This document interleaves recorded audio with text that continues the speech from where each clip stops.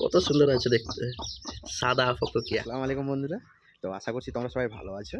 তো আজকের বিষয় হচ্ছে যে আজকে আমার যে মুরগিটা ডিমে বসেছিল সাদা টাইপের মুরগিটা, তো সে মুরগিটি বাচ্চা ফুটিয়ে দিয়েছে। তো চলো তোমাদের সবাইকে দেখাচ্ছি কীরকম বাচ্চা হয়েছে। 8টা ডিমে বসিয়েছিলাম, তো সেখানে 4টা ফুটেছে, ঠিক আছে। আর বাকি 4টা আজকে সারাদিনের মধ্যে হয়তো ফুটে যেতে পারে। তো দেখাচ্ছি তোমাদেরকে, চলো তোমরা সবাই দেখো।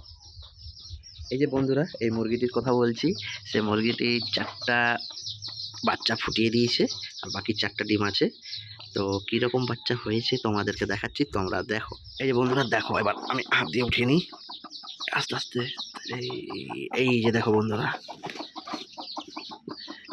4টা ফুটেছে ডিম। আর এই যে দেখতে পাচ্ছ কত সুন্দর এই বাচ্চাটা লাগছে দেখতে বন্ধুরা, দেখছো কত সুন্দর আছে দেখতে, সাদা ফকফকিয়া, ভালো লাগছে দেখতে। তো তোমাদের অবশ্যই ভালো লাগবে, লাইক করবেন। আমার জন্য না করলেও এই মুরগির বাচ্চাটির জন্য একটি লাইক কমেন্ট করবেন। আর এদেরকে প্রথম খাবার হিসাবে কি দিতে হবে তোমরা যদি জানো তো আমাকে অবশ্যই জানিয়ে দিও, আমার অতটা এক্সপিরিয়েন্স নাই। রেখে দিই। আর এই বাচ্চাটি দেখতে পাচ্ছ, সর্বপ্রথম এই বাচ্চাটি ফুটেছে বন্ধুরা। এই দেখো দেখো দেখো দেখো কী করছে। এই দাঁড়া দাঁড়া, তোকে উপরে উঠিয়ে দিচ্ছি, দাঁড়া। চল চল, নে নে নে নে নে নে, বস বস বস। হ্যাঁ, এই কোথায় মারছিস? বাচ্চাকে মারিস না, ভালো করে বসা। আর এদিকে ঘুর, এদিকে আমার দিকে ঘুর। ঘুরতেই চাই না, এত রাগ। বাচ্চা ফুটিয়েছিস তো কী হয়েছিস, বাচ্চার মা হয়েছিস, তাতে কী আছে। বন্ধুরা দেখলাম অবশ্যই যে বাচ্চার 4টা ফুটেছে, 4টা ডিম এখনও রয়েছে, ঠিক আছে। তো এখন মুরগিটিকে আমি একটা কিছু চালের দানা দিব, দেখেন কীভাবে খায়।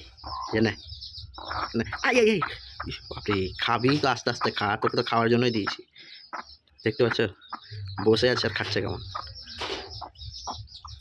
হ্যাঁ না, ওরে বাপ। ছোটোবেলায় এগুলো মুরগি যখন আমাদেরকে তাড়া করতো, আমরা কতই না জান ছেড়ে পালিয়ে যেতাম। আর এখন দেখতে পাচ্ছেন সেই মুরগি বাচ্চা ফুটিয়েছে, তাকেই আমরা খাবার দিচ্ছি হাতে করে। তো কার কার এমন হয়েছে ছোটোবেলায় যখন মুরগি তাড়া করতো তো দৌড়ে পালাতা, তো অবশ্যই আমাকে কমেন্টে বলবেন। আর একটা জিনিস দেখাচ্ছি তোমাদের বন্ধুরা, আমার একটা কালো মুরগি কোথায় ডিম পেড়েছে আমার জানা ছিল না, সেদিন খড় বার করতে গিয়ে ধরা পড়েছে। তো এই যে দেখতে পাচ্ছ বন্ধুরা, 4টা ডিম পরে বসে আছে,